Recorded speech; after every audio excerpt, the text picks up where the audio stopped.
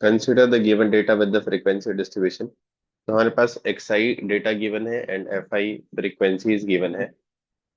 Okay, ये आपका grouped discrete data है। तो यहाँ पे हम लोग एक बार टेबल फिर से बना लेते हैं। Let's copy this table again.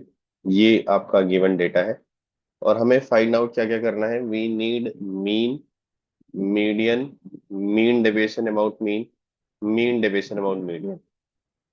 तो अगर आपको मीडियन निकालना है तो हमेशा डेटा को इंक्रीजिंग ऑर्डर में लिखना होता है। मीन के लिए ऐसा कुछ नेसेसरी नहीं है, आप किसी भी ऑर्डर में निकालिए। तो अगर हमें मीडियन निकालना ही है तो एक बार डेटा को हम लोग इंक्रीजिंग ऑर्डर में अरेंज कर लेते हैं।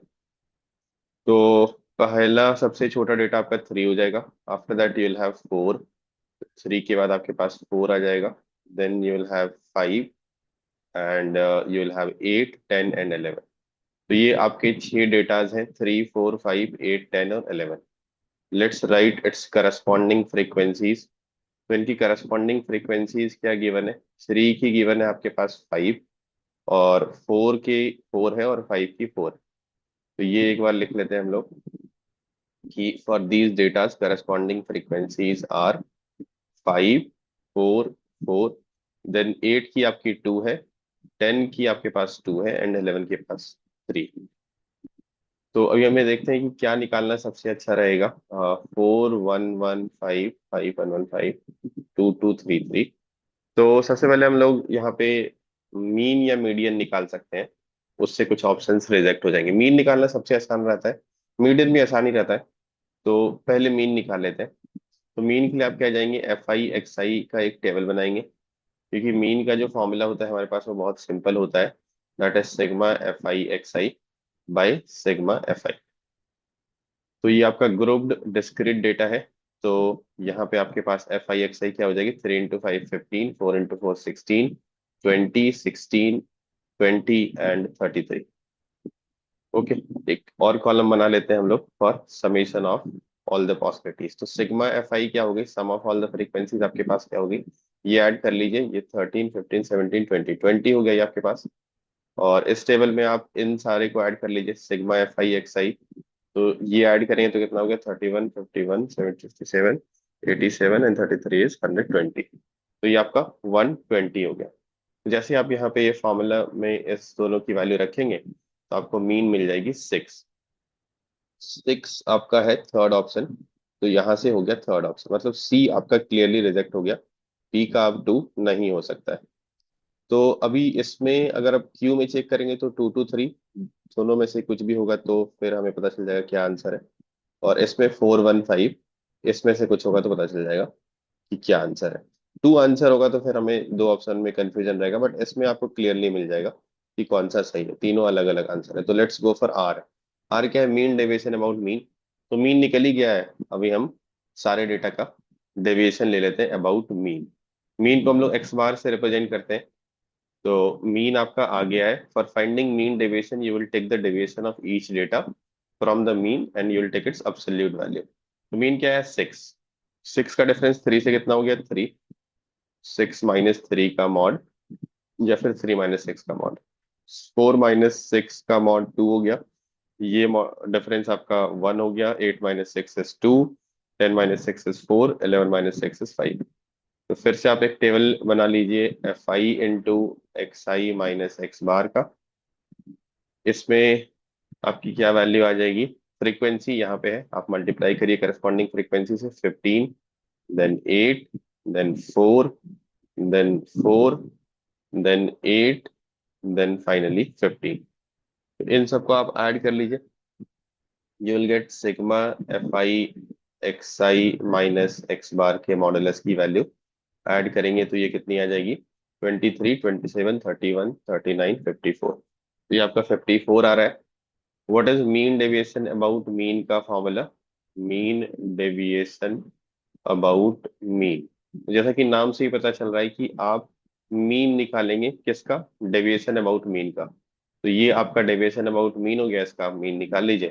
तो this will be sigma F I X I minus X bar का mod divide by sigma F I. Sigma F I आपके पास 20 आ रखा है। तो 54/20 दैट विल बी 27/10, 2.7। 2.7 आप देख लीजिए कहाँ पे है आपका। 2.7 is there is fourth option, तो 415 में फोर्थ हो गया। तो आंसर तो आपका ऑप्शन ए आ चुका है, just by checking P and R. ठीक है, तो अगर आपका एग्जाम में क्वेश्चन है तो आप ए मार्क करके आगे बढ़ जाए नेक्स्ट क्वेश्चन के लिए। बट फिलहाल हम लोग सारे ऑप्शन को चेक कर लेते हैं क्लिक करके। Now for finding median, median के लिए ही तो हम लोगों ने अरेंज किया था इसको इंक्रीजिंग ऑर्डर में। तो इसके लिए एक और टेबल बनानी पड़ेगी आपको क्यूमुलेटिव फ्रीक्वेंसी की। तो let's make a table for cumulative frequency. तो क्यूमुलेटिव फ्रीक्वेंसी क्या होता है, आप तब तक के सारे फ्रीक्वेंसीज को ऐड करेंगे, क्यूमुलेट करेंगे। तो ये आपका पहला फ्रीक्वेंसी 5 हो गया। देन नेक्स्ट 4 है, तो 5 + 4 9 हो गया, मतलब first 5 data are 3। Then data number 6 to 9 is 4। Then 9 + 4 is 13। 13 + 2 is 15, 15 + 2 is 17, and the last entry must be equal to sigma fi की वैल्यू जो कि 20 आ रही है। अब अगर 20 डेटा है तो मिडिल डेटा आपका क्या हो जाएगा, middle data 10th and 11th data. तो जब आपके पास इवन नंबर ऑफ डेटा होता है तो you find the mean of those datas which are the middle one. तो 11th ऑब्जर्वेशन और 10th ऑब्जर्वेशन की वैल्यू डिवाइड बाई 2, जब आप इंक्रीजिंग या डिक्रीजिंग ऑर्डर में लिख रहे हैं डेटा को। तो इंक्रीजिंग ऑर्डर में तो हमने लिखा ही था इनिशियली मीडियन को ध्यान में रखते हुए। अभी आपके पास डेटा नंबर 1 to 5 यहाँ पे है, डेटा नंबर 6 to 9 यहाँ पे है, डेटा नंबर 10 to 13 यहाँ पे है, मतलब 10th और 11th दोनों ही डेटा आपके 5 ही है। तो you will get as 5 + 5/2।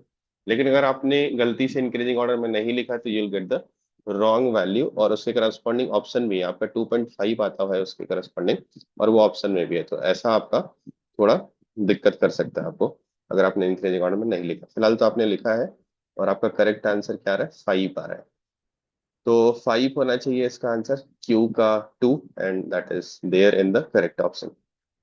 Finally हम लोग एस भी चेक कर लेते हैं। एस के लिए आपको फिर से क्या करना है, मीन निकालना है किसका, डेविएशन अबाउट मीडियन। तो अभी आपको एक और इंफॉर्मेशन चाहिए कि सारे डेटा का मीडियन से डेविएशन, मीडियन को हम लोग कैपिटल एम से डिनोट करते हैं, तो कैपिटल एम की वैल्यू आपके पास 5 आ गई। तो सिमिलरली जैसे आपने सारे डेटा का डेविएशन लिया था अबाउट द मीन, अब सारे डेटा का डेविएशन ले लीजिए about the median, and modulus will always take. तो अभी आपका मीडियन आ चुका है 5। तो 5 - 3 is 2, then 5 - 4 is 1, 5 - 5 is 0, 8 - 5 is 3, 10 - 5 is 5, 11 - 5 is 6। वैसे आंसर आपका ऑलरेडी आ चुका है, जस्ट हम लोग सारे ऑप्शन को चेक करने के लिए आगे जा रहे हैं। फिर आप इसको इसके फ्रीक्वेंसी से मल्टीप्लाई करेंगे, FI XI माइनस मीडियन का मॉडुलस। तो ये कितना हो जाएगा आपका, फ्रीक्वेंसी से इसको मल्टीप्लाई करेंगे, फ्रीक्वेंसी आपका यहाँ पे, तो 5 × 2 is 10, 4 × 1 is 4, 0 से किसी को भी मल्टीप्लाई करेंगे 0, 2 × 3 is 6, 2 × 5 is 10, 3 × 6 is 18। Just make the last one sigma FI XI minus median के मॉडुलस की वैल्यू। तो कितना हो जाएगा, 14, 20, 30, 48। तो 48 को जैसे ही आप 20 से डिवाइड करेंगे आपका आंसर 2.4 आ जाएगा, which is the fifth option, and yes that is included in the correct answer. Correct answer आपका है ऑप्शन ए।